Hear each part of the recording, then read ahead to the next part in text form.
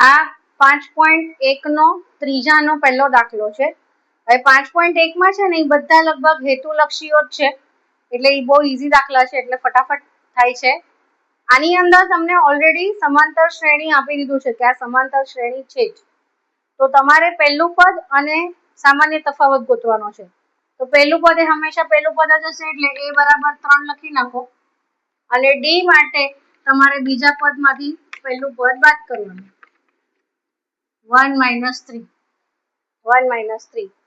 બીજું એક કરવું હોય -1 -1, જો આ -1 પછી આ બાદ કરવાનું છે, એટલે એનું માઇનસ અને આ પદ તો -2, એટલે બંને વખત -2 આવ્યું, અને -2 જ આવશે કારણ કે તમને ઓલરેડી પહેલેથી કહી દીધું છે કે આ સમાંતર શ્રેણી છે જ.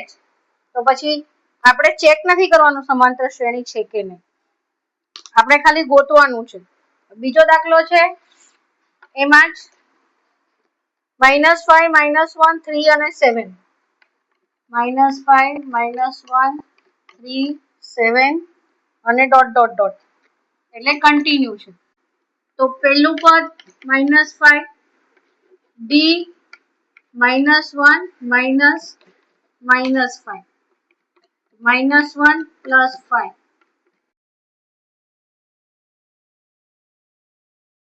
બીજું ફરીથી ગોતવું હોય તો 3 - -1, તો -+4.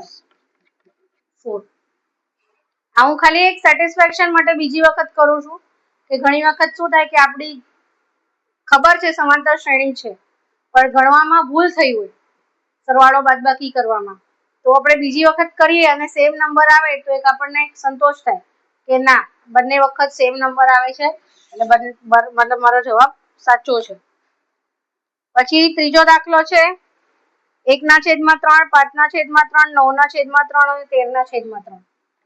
1/3, 5/3, 9/3 અને 13/3. તો અગેન પહેલો નંબર તો 1/3 જ રહેશે. ડી બરાબર 5/3 -1/3.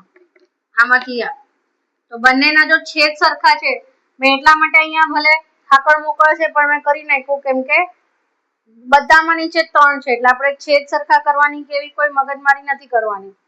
તો 5 માંથી 1 જાય તો 4/3. હવે આમાંથી આ બાદ કરીને જુઓ 9/3 -5/3. આમાં બી નીચે 3 3 છે, તો 9 માંથી 5 બાદ કરીએ તો સેમ નંબર આવ્યો બંને, એટલે આ થઈ ગયા. જો પહેલા 3 દાખલાના 5.1 ના ત્રીજાના પહેલા 3 દાખલા બરાબર.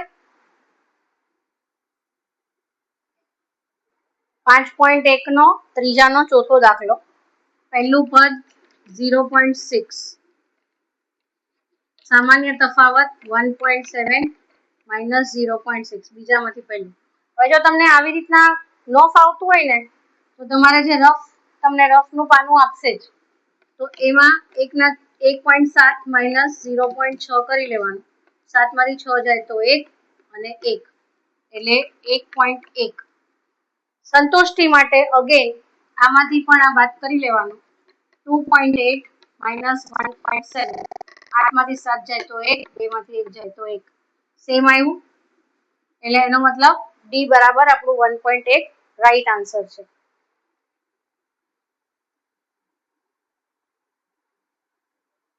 ચોથો દાખલો 5.1 નો ચોથાનો પહેલો દાખલો. આની અંદર તમને પૂછ્યું છે કે આ જે શ્રેણી આપેલી છે એ સમાંતર છે કે નહીં, અને અગર સમાંતર છે તો એનું પહેલું પદ અને સામાન્ય તફાવત શોધવાના છે. તો પહેલા તો શ્રેણી સમાંતર છે કે નહીં એ શોધવા માટે પહેલા તફાવત શોધવાનો. તો 4 માંથી 2 જાય તો 2, બરાબર. પછી 8 માંથી 4 જાય તો 4. આ બંને નંબર અલગ અલગ છે, છતાં ત્રીજો કરીને જોઈ લો. સામાન્ય તફાવત સરખા નથી, માટે આ સમાંતર શ્રેણી નથી, એટલે પહેલું કેન્સલ, બરાબર. એટલે આમાં અગર સમાંતર શ્રેણી જ નથી તો પહેલું પદ ને સામાન્ય તફાવત ગોતવાનો કોઈ પ્રશ્ન જ ન આવે. ઠીક છે, એટલે આ આટલું કરીને છોડી દેવાનું. મતલબ છોડી દેવાનું મીન્સ કે સામાન્ય તફાવત તફાવત સામાન્ય નથી. તફાવત સામાન્ય નથી માટે સમાંતર શ્રેણી નથી. એટલે આપણે શ્રેણી સમાંતર શ્રેણી નથી. બરાબર. તમને કદાચ સ્કૂલમાં ડાયરેક્ટ એમ લખાવે કે સમાંતર શ્રેણી નથી, કારણ કે હેતુલક્ષી છે. એટલે સાચા ખોટામાં આવી શકે કે 2, 4, 8, 16 સમાંતર શ્રેણી છે તો ખોટું એમ આવી શકે. હવે એનો ચોથાનો બીજો દાખલો, એમાં 2 છે,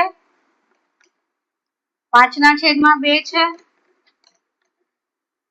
3 છે અને 7/2 છે. તો પહેલા તફાવત જ ગોતવાનો છે, એટલે 5/2 - 2 આમાંથી આ. તો જ્યારે છેદ વાળા દાખલા આવે ને ત્યારે બરાબર ધ્યાન આપીને કરવાનું, ઉતાવળ નહીં કરવાની. 2 દુ 4 2.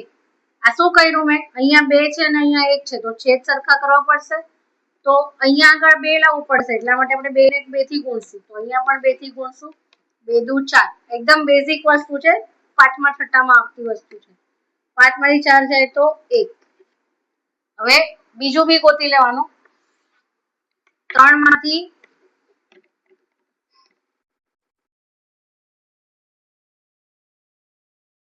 આપણને જોઈને એમ લાગે કે ના નથી, ખોટું છે, તફાવત સામાન્ય નથી. 3 દુ 6 -5. સેમ આ જ વસ્તુ મેં અહીંયા કરી. તો 6 માંથી 5 જાય તો 1. જો આપણને જોવા પરથી શું લાગતું હતું કે સામાન્ય તફાવત સામાન્ય નથી. એટલે મેં તમને પહેલા જ કીધું હતું કે જોઈને જે વસ્તુ લાગે ને એ નક્કી નહીં કરી લેવાની, ચેક કરવાનું. બરાબર. હવે આ 3 માંથી આ બાદ કર્યું, હજી એક વખત આ આપેલું છે તો એ પણ તમે કરી જ લો. 7/2 - 3. તો આમાં બી આવી રીતના 7 - 6/2. 7 માંથી 6 જાય તો 1. તો દરેક વખતે હાફ આવ્યું. બરાબર છે. એટલે આપણો સામાન્ય તફાવત ગોતાઈ ગયો. એટલે પહેલું પદ શું આવ્યું? 2. અને સામાન્ય તફાવત શું? 1/2. ઠીક છે. 5.1 નો ચોથાનો ત્રીજો. પહેલા તફાવત ગોતવાનો. -3.2 -1.2. બરાબર. આનું પછી આ તફાવત ગોતવા માટે બાદબાકી કરવી પડે. તો -3.2 -1.2. 2 માંથી જો એક માઇનસ છે એક પ્લસ છે એટલે બાદબાકી થશે. 2 માંથી 2 જાય તો 0. 3 માંથી 1 જશે તો 2 માઇનસમાં, કારણ કે આ મોટો નંબર છે. હવે આમાંથી આ બાદ કરીને જોઈએ તો -5.2 -3.2. -5.2 -3.2. 2 માંથી 2 જાય તો 0. 5 માંથી 3 જાય તો 2. સેમ આવ્યો. તમને એમ લાગે કે ના હવે મારે નથી કરવું, કારણ કે આમાં બી જો 5 ને 2 7, 2 નો જ તફાવત છે. તો યસ, આ સમાંતર શ્રેણી છે. તો પહેલું પદ લખી નાખો -1.2 અને સામાન્ય તફાવત -2.0. બરાબર છે. આ થઈ ગયો 5.1 નો.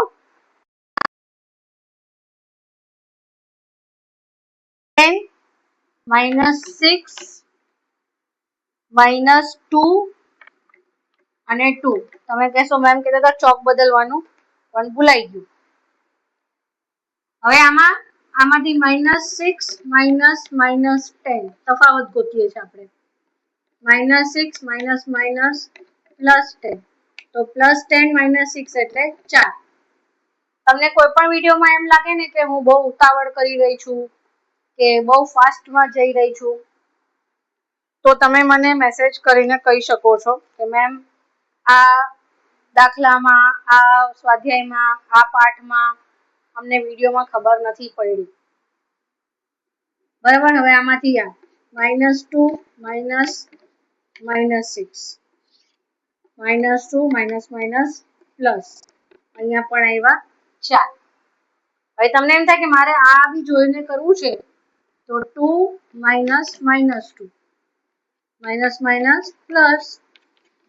ઘણી વખત જોઈને એમ લાગે કે આ -2 અને 2 છે તો આનો તફાવત તો 0 આવે અને અહીંયા 4 4 આવે છે, પણ એવું નથી. આમાંથી આ બાદ કરવાનું છે એટલે 2 પહેલા મૂક્યું, પછી બાદબાકીની સાઈન અને આ -2 એટલે માઇનસ માઇનસ પ્લસ થઈ ગયા એટલે 4 આવ્યા. આ 5.1 નો ચોથાનો પાંચમો દાખલો છે, બરાબર. એની રકમ આવી રીતના આપેલી છે 3 3 પ્લસ √2 3 પ્લસ 2 √2 3 પ્લસ 3 √2 અને આગળ બી છે એટલે તમારે ચેક કરવાનું છે. તો 3 પ્લસ √2 માંથી 3 બાદ કરે એટલે 3 3 ઉડી ગયા, બરાબર, એટલે √2 આવ્યું.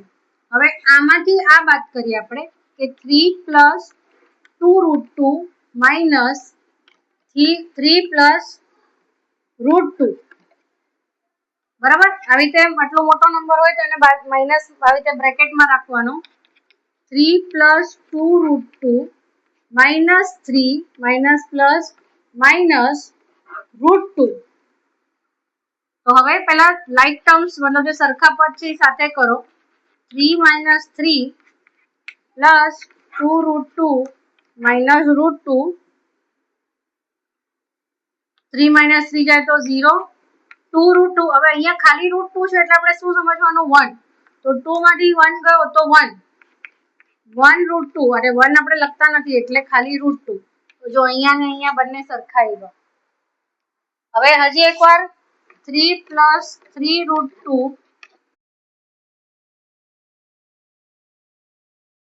3 પ્લસ 3 √2 માઇનસ 3 પ્લસ માઇનસ 2 √2.